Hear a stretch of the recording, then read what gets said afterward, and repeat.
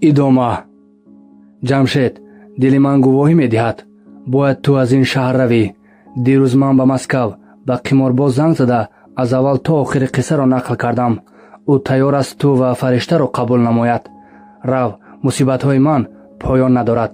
танҳо дар оғӯши хоки сард ғуссаҳо гиребони маро сар медиҳанд. не, қисмати ман ба дасти қисматнавис ба қиссаи рӯзгори шумо печид ва ман то охир меравам. вале бояд фаришта қурбон нашавад. ӯро ба Москав равон мекунем. нусхаи сабти ин суҳбатро ҳам бар. фаришта, маро бубахш ки як муддат аз ту дур будам. дар ду ҳодисаи охир ки ба ту нақл кардам, иштироки ман зарур шуд. ту мехоҳӣ ки ман тани танҳо Москав равам?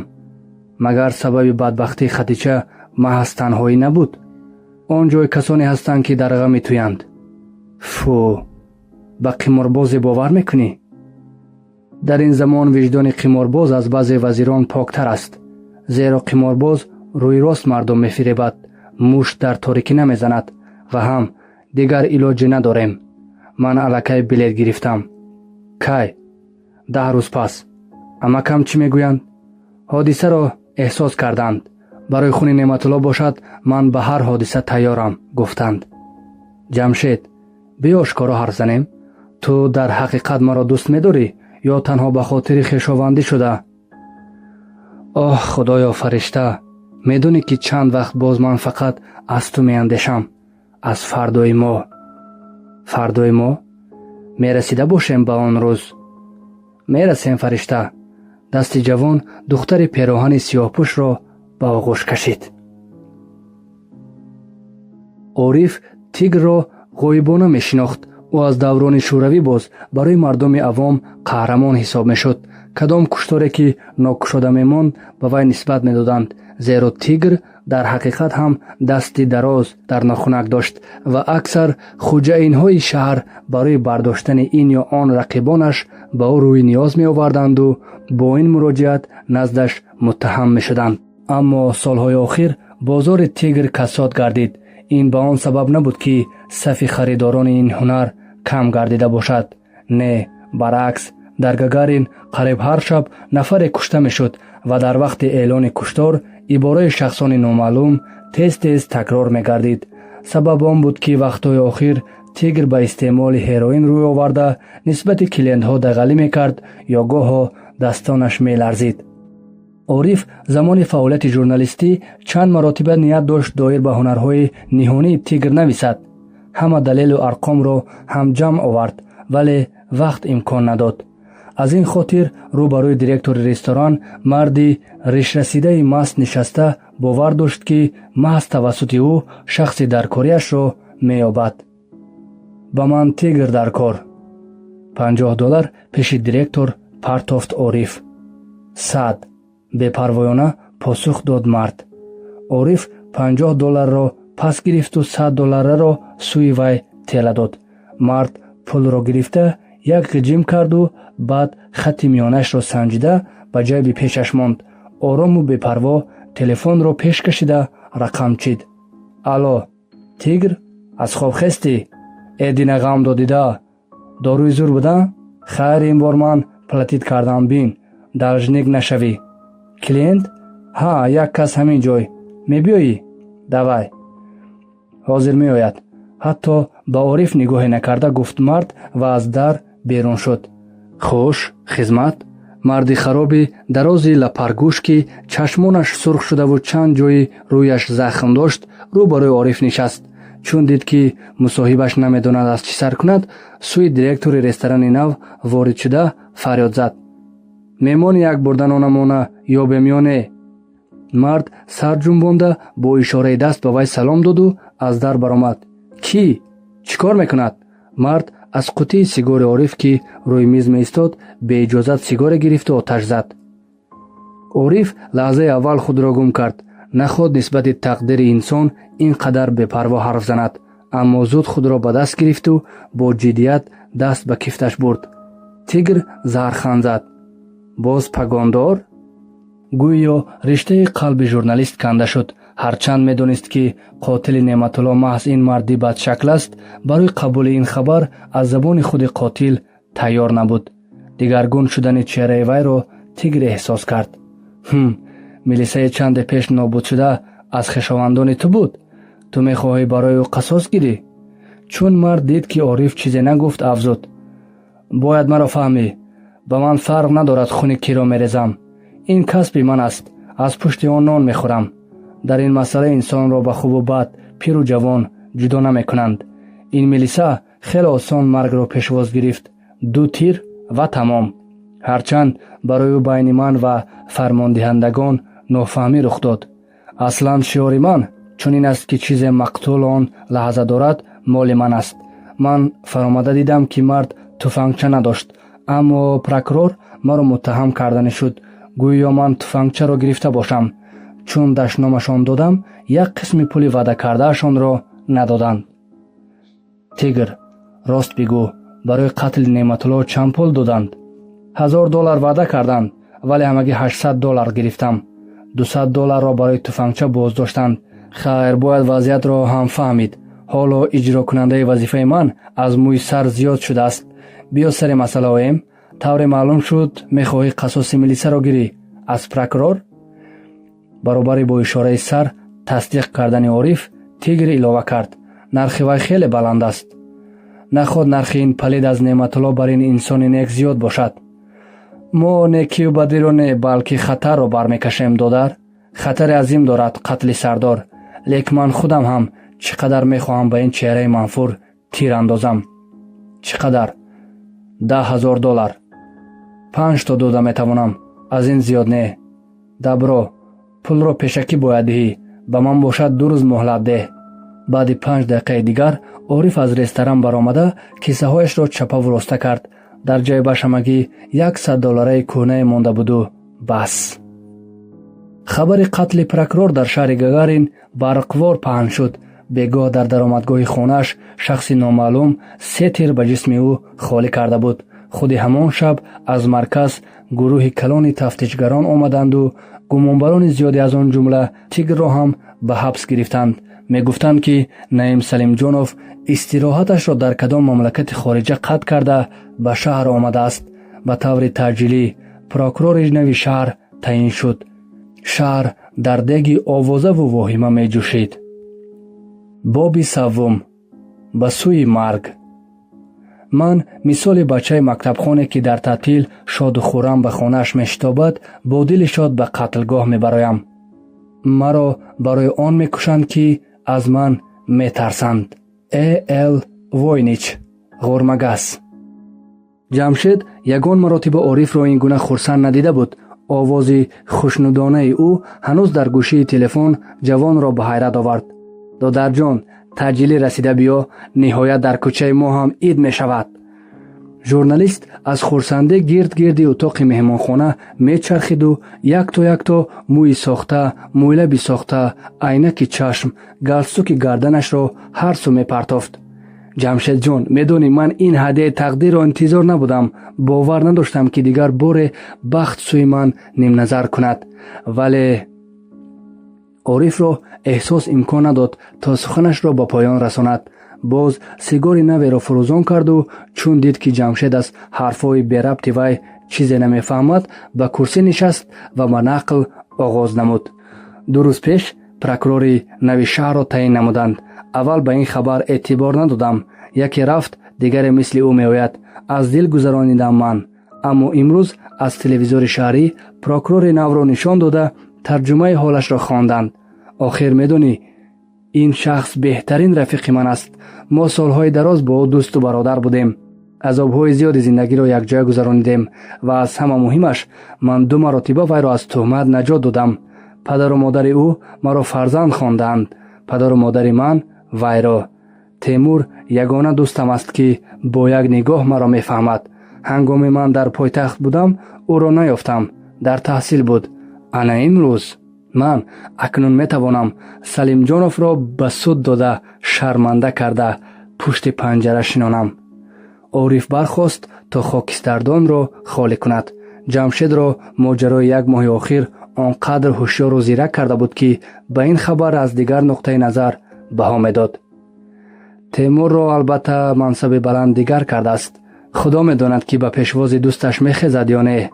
نودولت و نوکیسه خود را تیز بوی می‌دهد. میگویند چرا عارفی که اینقدر آدم شناس است و زندگی دیده این طرفی مسئله را نادیده می‌گیرد؟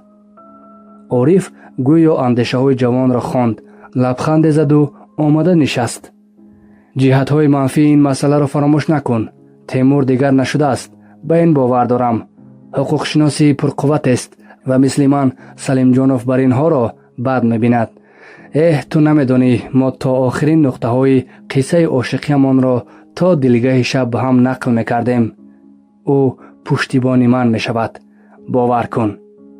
اما از چه باشد جمشید به نقل‌های عارف نسبت تیمور که قریب 2 ساعت دیگر دوام کرد کیم چه خیل شبهه آور می‌نگریست. دلش از پیشامد بد گواهی می‌داد. هنگام گسیل نخست عارف پرسید بلیت فرشته درست پس است؟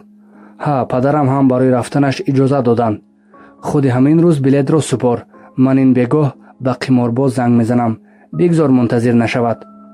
پگاه بعد صحبت شما با تیمور به یک قرار بیایم چی؟ اندیشمندانه گفت جمشید. ژورنالیست اول خواست چیزی گوید ولی با کدام اندیشه دست افشاند و جواب داد مایلش ساعت 6 بگاه در همین جای وامی خوریم. هنگام عارف به اتاق بر هوا وارد گشت از دیدن دوستش یک درجه حیران شد. تیمور یک کمی فربه شده و لباسی پرکر و فرب برداشت. برابر دیدن ژورنالیست اول یک قد پرید، بعد خندان از جای خست و آغوش کشاد. آنها هنگام سلام علیک به هم چیزی نگفتند، تنها در چشم هر دو آتشکی عجیب مشاهده می شد. عارف، یک روز پیش از آمدنم در فکر تو بودم. به گلبانگ رفتم. از آن روزنامه آوازدار نشانه نیست. شوکت رسولی گفت که تو به روسیه رفته ای. انا دیدار بعد این قدر حادثه ها. نپرس تیمور، باور کن لحظه های می شد که زار می شدم به تو. یک جسم زنده نمی رسید که درد دل گویم چه قصه های را که از سر نگذرانیدم.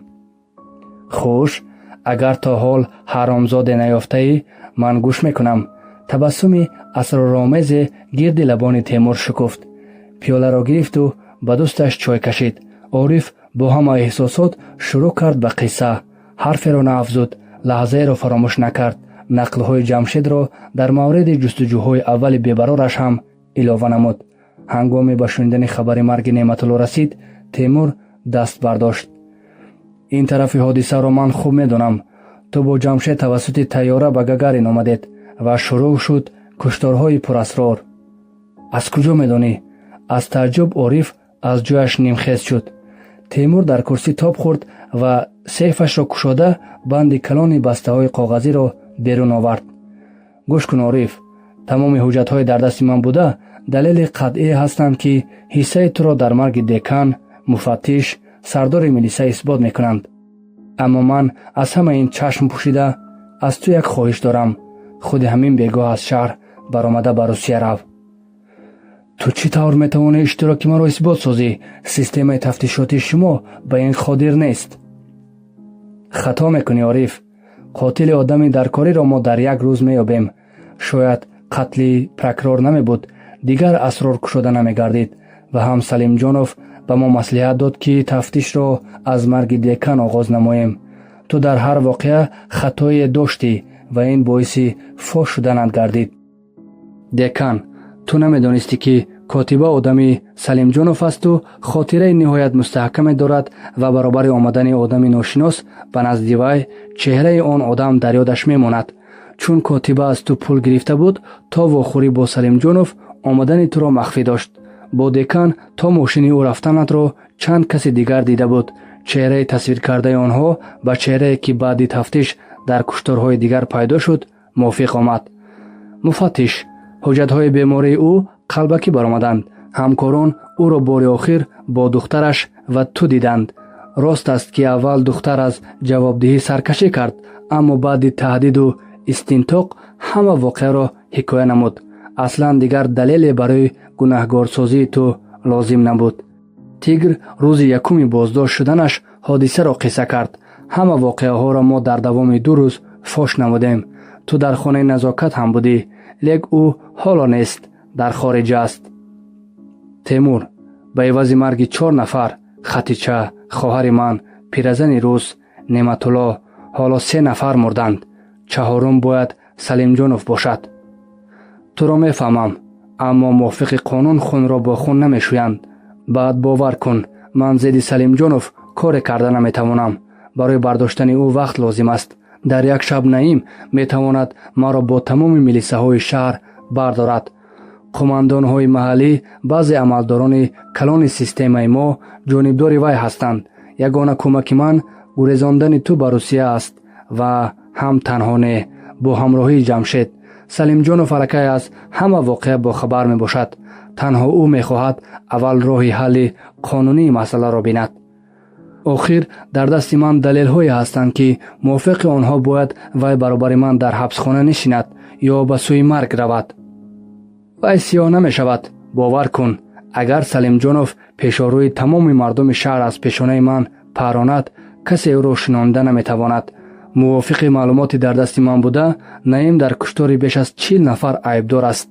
аммо фаҳмидам Темур, Ҷамшед дар гумонҳояш то андозае ҳақ будааст. фақат як хоҳиш, ана ин нусхаи сабти суҳбатҳо, ин нусхаи қиссаи ман ба Шавкат Расулӣ расон. он тарафаш ба виҷдони ту ҳавола. шояд замоне ба чоп расад. шояд замоне барои ҳақиқат ояду ба ту ҳам ин далелҳо кӯмак расонад. фақат намедонед Темур, Салимҷоновро дар куҷо ёфтан лозим. ба ин дидор ҳоҷат нест Ориф. ин вопасин хоҳиши ман ваъда медиҳам, ки коре карданӣ нестам. фақат мехоҳам аз дур ӯро бубинам. пагоҳ соати 12 ман бо вай дар тарабхонаи ором во мехӯрем. бошӣ, ҳамеша бошӣ Темур. маро бифаҳм, маро бубахш. Ориф сахт маст буд. Ҷамшед баробари вориди утоқ шудан инро эҳсос кард. боз дуди сигор ва он суруди ошно ба сақфи хона лангар меандохт. бимонай шаб, ки торикиву бедорӣ дилам хоҳад. биравай маҳ, ки андӯҳи шаби торӣ дилам хоҳад. биранҷону бинолонам, бигирёну бисӯзонам, ки сӯзи ашку оҳу нолаву зорӣ дилам хоҳад. фариштаро гусел кун додар, худат ҳам рав. ҳама сабтҳо ва ин қиссаи нотамомро ба қиморбоз расонед ва ҳам маро бубахш, додари ягонам. ман рӯи додарро надидам. 4 хоҳар доштам. додари хуниро ман зиёдтар аз ту тасаввур карда наметавонам. дар зиндагӣ ман шахси шӯҳратпарасту беҳунаре будам. айёми қадри инсонро бо ҳунару ақл баркаш кардан гузаштааст. рав додар, қиморбоз шав. ҳақиқати зиндагӣ дар бозор аст. истеъдоду ҷасорат, ҳунару дили пурэҳсос касро зудтар ба оғӯши марг мебарад. вақте қалам ба даст бигир, ки метавонӣ баъди марг пасандозе барои фарзандон дошта бошӣ. ба касе бовар макун дар зиндагӣ. муқаддасотеро дар олам барои худ ба вуҷуд набиёр. қаламро азиз шумор. ӯ барои ту ягона ҳамроз, ягона дӯст, ягона чизест, ки хиёнат намекунад. маро тавонӣ фаромӯш кун. тарзе ҳама фаромӯш карданд. дунё барои ман охир шуд. ман дар танҳоӣ мемирам ва маро то мазори ғарибон касе гусел нахоҳад кард. танҳо сагони овораи парастуҳои муҳоҷир. оҳ, чӣ қадар ман ба назокат дурӯғ гуфтам. маро бубахш, фоҳиша, ту ҳақ будӣ. рав додаракам, рав. туро ҳам тири қотил дар нишон гирифтааст. намедонам пеш аз ман мемирӣ ё баъд аз ман, лек фиғони талхи падари пир, орзуҳои мурдаи духтараки орзупарасте тобутатро гусел хоҳад кард. маро бошад. ҷамшеди дидагонаш пур аз ашкро, ки дар оғӯш қиссаи нотамомро дошт, Ориф қариб бо зӯрӣ аз утоқ берун кард. марди сафедрӯи ришрасидаи то сар, ки айнаки сиёҳ дошт, соати 11:30 дар ресторани Ором пайдо шуд. чизе фармоиш доду нишаст. пайҳам сигор мекашид. соат занги 12-ро заду мард хаёле ларзид. 2-3 қадам дуртар 3 нафари мусаллаҳ бо шахси чашмтанги олуфтае, ки аз дасти кӯдаке медошт, омада нишастанд. баробари дидани онҳо ресторан гӯё ҷунбид. сафи пешхизматон якбора афзуд. соҳиби ресторан омада ду даст пеши бар барайшон хушомадед гуфт. ҳанӯз шахси чашмтанг фармонашро ба пешхизматон тамом накарда Темур пайдо шуд. ду даста ба ҳамаи нишастагон вохӯрӣ карда нишаст. чун марди сафедрӯ дид ки дӯсти прокурораш бо диққат ба ҳар як шахси дар ресторан буда нигоҳ карда истодааст, аз бағал туфангчаро кашиду овози баландаш дар сақфи ресторан танин андохт. Наим наҷумб, шумо яроқҳоро зуд ба замин гузоред. як ҳаракати зиёдатӣ мепаронам. ту ҳам прокурор, яроқатро парто. зуд. аҳли нишаст шах шуданд. 3 нафари мусаллаҳ ва Темур бо ишораи Наим яроқашро ба замин партофтанд. Салимҷонов лаҳзае шах шуд. хунро бо хун мешӯянд.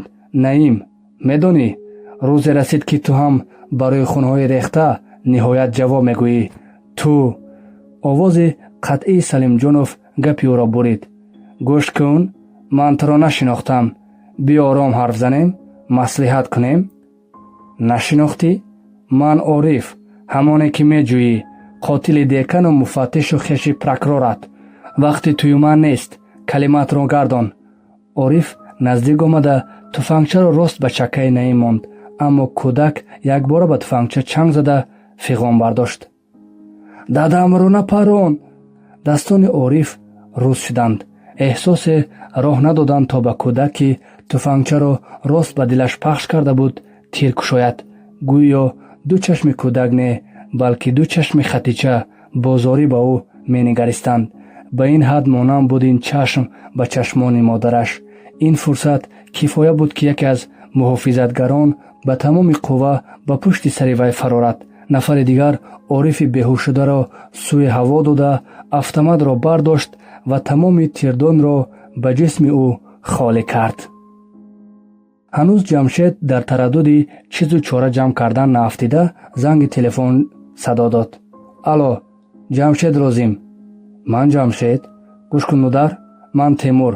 Орифро куштанд. фариштаро гусел куну худат нарав. агар равӣ, ба аҳли оилаат ҳодисаи нохушеро хоҳад дод. соати 5 поезд меравад. соати 6 дар хонаат бош. вақте ба хонаатон омадӣ, туро милисаҳо пешвоз мегиранд ва мегӯянд ки хонаро бояд кобанд. рухсат деҳ. аз сумка ё кисаи ягон либосат нашъа меёбанду туро ҳабс мекунанд.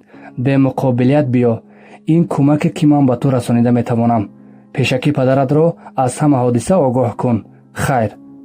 Ҷамшед лаҳзае сояи девор шуд. баъд давид сӯи ҳуҷраи падари бемор. фаришта, ту маро мебахшӣ? аз хабари маҳбусии ман афсурда намешавӣ? Павел, Карчагину ғурмагас мебуданд, ҳамин хел рафтор мекарданд. охир ман ҳам журналист мешавам. барои ҳамин ба мусибатҳои аз ин гаронтар бояд тоқат кунам. фаромӯш макун, қиссаву сабтҳоро дар худи вокзали Москав ба қиморбоздеҳ. ҳодисаҳои охирро нақл кун. Ҷамшед роҳбалади вагонро пайдо карда сӯе хонд. ана ин $100 барои сиҳат саломат то Москав бурдани ин духтар. дар вокзал ӯро пешвоз мегиранд. агар шахси пешвозгиранда набошад, ин суроғаи хонааш бурда мерасонӣ. чӣ қадар бор дорад? роҳбалади сарсафед рамӯздор ба Ҷамшед нигарист. бор надорад. фақат байвике таҳдид кардааст ки дасти зӯрӣ мекунад. духтар бошад, арӯзшавандаи ман аст. дурӯғ гуфт Ҷамшед. фаҳмо, ин хел бошад бехавф, хавотир нашав. дар даромадгоҳи ҳавлӣ Ҷамшедро милисаҳо нигарон буданд. Кофтуков зуд натиҷа дод. аз ҷайби либоси хонагии ҷавон дар як пора коғаз банк баромад. ҷавон падари пирашро ки хунсардона ба асо такя карда ба ин манзара шоҳид буд, сахт ба оғӯш кашида пеш даромад. суд баъди 1 моҳ ҳукм баровард. шаҳрванд Ҷамшед Ҳабибов барои ғайриқонунӣ нигоҳ доштани 180 грамм нашъа ба муддати 7 сол аз озодӣ маҳрум карда шавад. Ҷамшед ба толор дида духт. падари пираш солорона менишаст. қатраи ашки ҳам аз дидааш нарехт. Шавкат Расулиро субҳи барвақт назди коргоҳ марди ношиносе интизор буд. баъди салому алейк бастаеро бо ӯ дароз кард. хоҳиш карданд то ин амонатро ба шумо расонам. ҳанӯз сардабир суоле надода мард ғайб зад. Расулӣ ҳайрон сар ҷунбонду ба утоқаш даромада бастаро кушод. чанд касета ва як навиштаи ғафсеро берун баровард. ин қиссаи навиштаи Ориф буд. хабари марги Ориф ва ҳабси Ҷамшедро бо ҳусни хати дигар навиштаанд. баъди охирин варақро хондан Сардабир хеле ба андеша рафт. ниҳоят ба хулосае омада яке аз кормандонро ба назди худ хонд. Ориф вафот кардааст. як таъзиятнома аз номи аҳли қалам тайёр кунед. дар сеҳифаи охир бо ҳарфҳои майдатар диҳед. сураташ шарт нест. корманд афсусхӯрон сар ҷунбонда аз утоқи Сардабир баромада истода буд ки Шавкат Расулӣ илова кард: ҳа, фаромӯш накунед ки вай узви иттиҳодияи журналистон аст. лауреати чанд мукофот ҳам ҳаст. фаромӯш накунед. бори дигар таъкид намуд. баъди рафтани корманд Сардабир сейфи оҳанинашро кушоду қиссаву касетаҳоро аз нав ба баста печонда дар поёни сейф дар ҷои чашмнорас пинҳон кард. постскриптум. чунин будаву бошад ҳақиқати рӯзгори ману ту, ҳампешаи ман. дуруғзистанро ба мо модаркалон дар тифлӣ, китоб дар наврасӣ, ишқ дар ҷавонӣ, шеър дар пирӣ омӯзонидааст. вои ману ту бо афсонаҳои зиндагисоз. душанбе соли 1998. анҷоми детективи марги журналист аз Хуршеди Атовулло дар қироати Дилшоди Раҳматулло.